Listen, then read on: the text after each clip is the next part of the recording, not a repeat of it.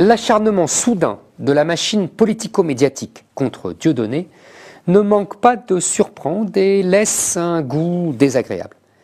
La liberté impose le respect des idées et des opinions, même scandaleuses. Le droit n'est pas soluble dans la vindicte moralisatrice. En Angleterre ou aux États-Unis, Dieudonné ne serait pas inquiété par la justice. Les comiques ont toujours fait de la politique. Guy Bedos menait campagne contre Giscard en 1981, tandis que Coluche songeait même à être candidat. On voit trop l'habileté de communicant de Manuel Valls, soucieux de soigner son image de farouche républicain pour mieux dissimuler son échec face à la délinquance. Il est ridicule et dérisoire de transformer Mbala en nostalgique du Troisième Reich.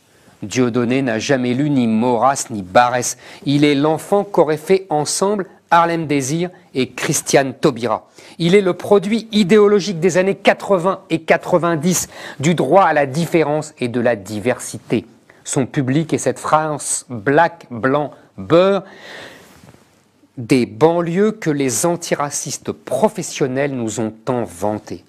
Son antisionisme rejoint la passion de l'extrême gauche pour les Palestiniens qui les a conduits à faire d'Israël un État fasciste, pire que les nazis, disait Stéphane Hessel.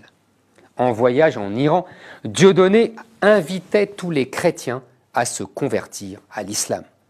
Dieudonné a commencé à s'intéresser aux juifs, non pas à cause de ses relations avec son ancien compère Elie Semoun, mais parce qu'il n'a pu réaliser et produire un film consacré à la traite des Noirs sur le modèle de Shoah de Claude Lanzmann.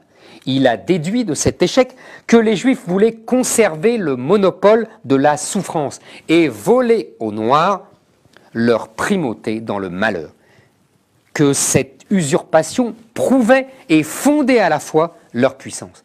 Cette concurrence victimaire, Dieudonné l'exprime en blague où la provocation vire de plus en plus au pire antisémitisme, quand Christiane Taubira, elle, façonne une loi sur la traite négrière érigée en crime contre l'humanité sur le modèle de la loi Guesso. Dieudonné est le produit paradoxal d'une époque qui a connu la sacralisation de la Shoah, érigée en quasi-religion républicaine, et dans le même temps, son extrême banalisation, la moindre rafle de Rome sans papier, rappelant les heures les plus sombres de notre histoire.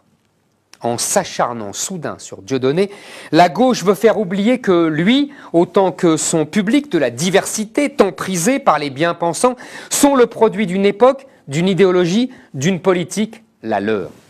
Dieudonné est le vilain petit canard qu'ils ne reconnaissent plus et veulent noyer pour l'oublier.